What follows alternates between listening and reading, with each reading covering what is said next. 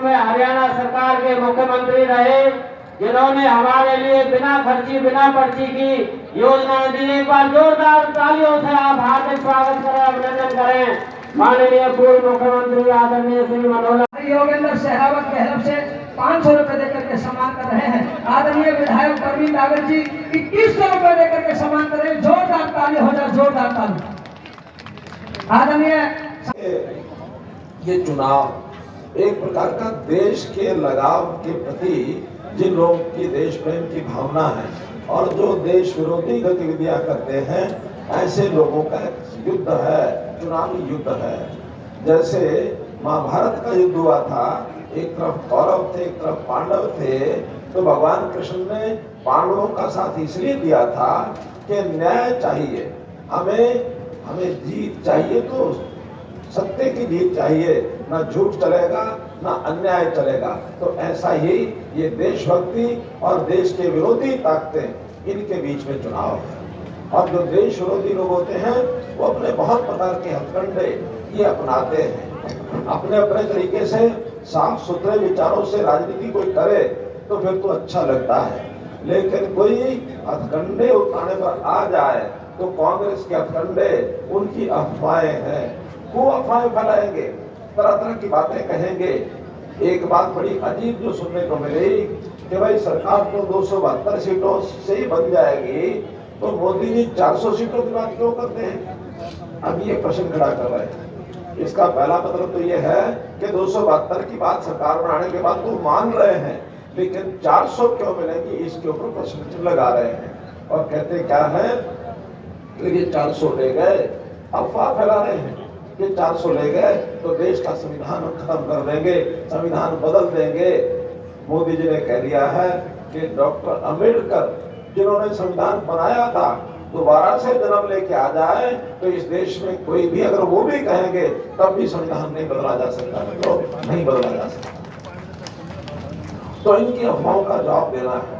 ये झूठ बोलने का सहारा लेंगे, ये पैसों का सहारा लेंगे, पैसों से खरीदने की कोशिश करेंगे। लेकिन आज हमारे देश का वोटर इतना समझदार हो गया है, चाहे वो पढ़ा लिखा है या कम पढ़ा लिखा है, पैसे से खरीदा नहीं जा सकता। उसकी जमीर है, जमीर कभी बेची नहीं जाती, जमीन को कोई खरीद नहीं सकता। ये मुझे अपने वोटर्स पर भरोसा है मित्रों। तीसरा, पैसे बांटने के साथ साथ उल्टे सीधे काम, ये शराब का काम करेंगे, ये हमारे मीडिया पर पैसा खर्च करेंगे, ये तरह तरह के झूठे प्रलोभन देंगे। हमने सैद्धांतिक राजनीति की है, हमने नौकरियां बिना पर्ची बिना खर्ची और मेहनत के बल पर जो आगे बढ़ता है उसको नौकरियां दी है कि नहीं दी है? बताओ, नौकरियां हमने बिना पर्ची बिना खर्ची दी है ना? हमने कोई भेदभाव तो नहीं किया। लेकिन इनके नेता भी जो हमारे हिसार के बने हैं प्रत्याशी, वो कह रहे हैं, पत्रकार ने जब पूछा कि बिना पर्ची बिना खर्ची की बात को आप कैसे बताओगे, तो वो कहता है देखो, खर्ची की बात तो हमने नहीं की, चाहे मोदी चाहे मनोहर लाल भी आप पूछ लो, हमने खर्ची नहीं की, लेकिन पर्ची तो देते थे, हमारे अपने लोगों को लगाते थे। ये इनका अपना स्वीकार की बात है, अर्थात ये आम जनता को नहीं, अपने अपने लोगों को, अपने बाप बेटे के साथ राजनीति करने वाले लोगों के साथ ही चलते हैं। मित्रों, इस प्रकार के झूठा सहारा लेके चलने वाले लोग हैं।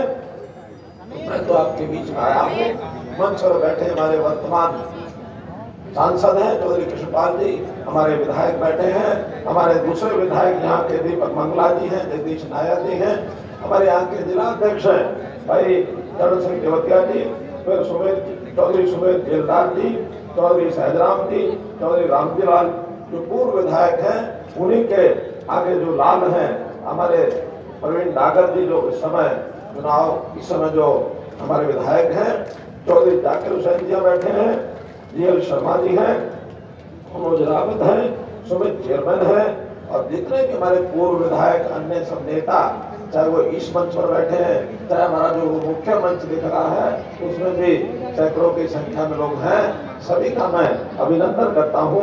मैं इतनी बात आपको कहूंगा कि मित्रों, चुनाव जो है इसका शंखनाद हुआ है, ये केवल चुनाव का नहीं है, ये मोदी जी को तीसरी बार प्रधानमंत्री बनाने का शंखनाद है। ये शंखनाद 400 सीटें लेने का शंखनाद है। इसलिए इस शंखनाद के हिसाब से आपको अपना व्यवहार करना है। मैं जोर से बोलूंगा कि इस तीसरी बार आप बोलेंगे मोदी सरकार, मैं बोलूंगा मोदी सरकार, बोलेंगे तीसरी बार मोदी सरकार।